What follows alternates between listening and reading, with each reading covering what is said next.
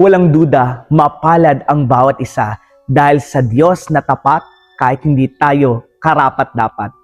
Halina't maging bless, ako po si Father Aris Olan at ito ang Palaman ng Buhay. Sa ating pong ebanghelyo ngayong araw nito mula kay San Mateo, itinuro ng ating Panginoong Jesucristo ang tungkol sa mga mapapalad at pinapaalalahanan tayo na kahit tayo nagpapakababa, kung may malinis tayong puso at tayo nagsisikap na ipalaganap ang salita ng Diyos sa kabila ng tayo nakakaranas ng panghusga, tayo ay mapalad. At upang araw-araw nating maranasan that we are so blessed, mahalaga na meron tayong tinatawag na bukas loob sa Diyos.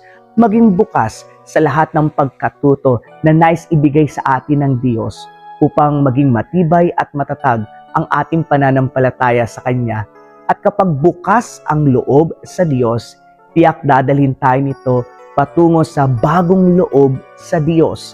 Ang buhay natin sa mundong ito ay preparation doon sa buhay na walang hanggan. At upang ito'y ating makamtan, mahalaga na araw-araw tayo ay nagbabagong buhay.